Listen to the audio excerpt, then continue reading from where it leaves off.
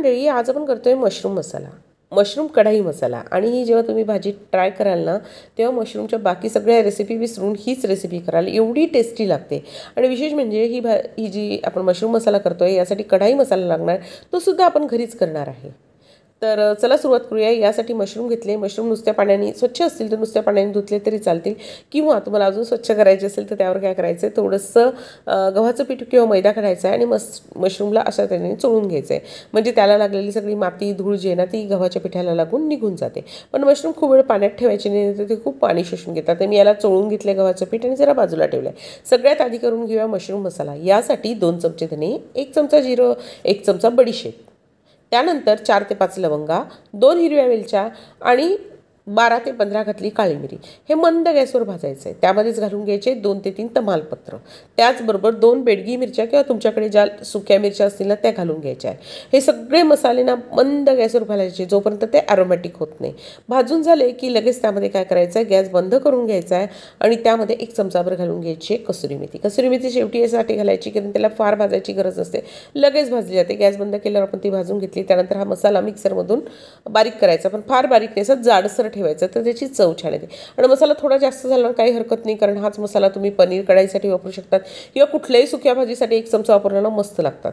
आता आपण कांदे 2 मोठे मोठे चिरून घेतले. तर कांद्याच्या काही पाकळ्या वेगळ्या केल्या आणि बाकी कांदा अगदी फाईन चिरून घेतलेला आहे. तर कढईमध्ये 3 ते 4 चमचे तेल घातले. तेल तुमच्या आवडीनुसार कमी किंवा जास्त करू शकतात.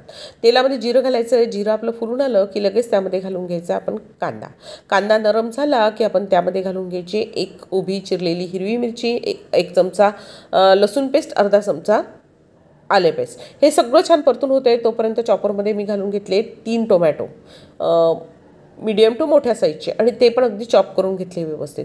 तुम्हाला टोमॅटो जर चॉपर नसेल तर हाताने म्हणजे सुनी बारीक चिरून घ्या किंवा मिक्सरला बारीक करून घेतले तरी चालेल. आता आपला कांदा छान परतला गेला की त्यामध्ये हळद घातले, 2 चमचे घातली आहे कश्मीरी लाल तिखट, आणि त्याचबरोबर आपण केलेला मसाला घातला आहे 2 चमचे भरून. आता मसाला व्यवस्थित सगळं परतलं गेलं की त्यामध्ये घालून घेतला आहे बारीक चिरलेला टोमॅटो घातल्याबरोबर लगेच घालून घ्यायचं. त्यामध्ये चिमूटभर साखर घालायची आणि चवीनुसार मीठ घालून घेतले. आता टोमॅटो आपल्याला छान तेल सुटेपर्यंत परतून घ्यायचे आहेत. टोमॅटो छान परतले गेले मसाला की चव छान येते. आताच मसाला बघा आपला केवढा छान दिसतोय. टोमॅटो आपले शिजेपर्यंत मी मशरूम म्हणजे धुवून घेतले आणि त्यानंतर आपण चिरून घेतलेले. आता या मसाल्याने बघा व्यवस्थित आपल्याला तेल सोडायला सुरुवात केली. त्यामध्ये घालून घ्यायचे आपले मशरूम घालून घेतले की छानपैकी परतून घ्यायचं. आपण मस्तपैकी त्याला व्यवस्थित परतून घ्यायचं. सगळ्या बाजूने त्याला छानपैकी तेलाने मसाल्याने छान कोट झाली पाहिजे. त्यानंतर झाकण ठेवायचे, गॅसची पॉवर मंद करायचे आणि मस्त मशरूम शिजू द्यायचे. 4 ते 5 मिनिटात आपले मशरूम छान शिजतात सगळ्याची. आणि इथं घालून घ्यायची कोथिंबीर. त्यानंतर एका गॅसवर एक पॅन ठेवायची आहे. त्यामध्ये आपण केलेल्या कांद्याच्या ज्या पाकळ्या होत्या त्या आणि शिमला मिरची थोड्याशा तेलावर परतून घ्यायचे, मोठ्या गॅसवर परतायचे, म्हणजे त्याला एक क्रंच छान राहते. आणि त्यानंतर आपण केलेल्या भाजीमध्ये हे पूर्ण ॲड करायचं आहे. गॅसची पॉवर मंद करायची आणि पुन्हा 1 ते 2 मिनटं व्यवस्थित शिजू द्यायचं आहे की तुमचा मशरूम कढाई मसाला तयार होतो.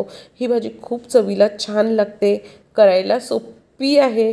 तर नक्की करून बघा आणि रेसिपी आवडल्यास नेहमीप्रमाणेच लाईक, शेअर आणि सबस्क्राईब करा.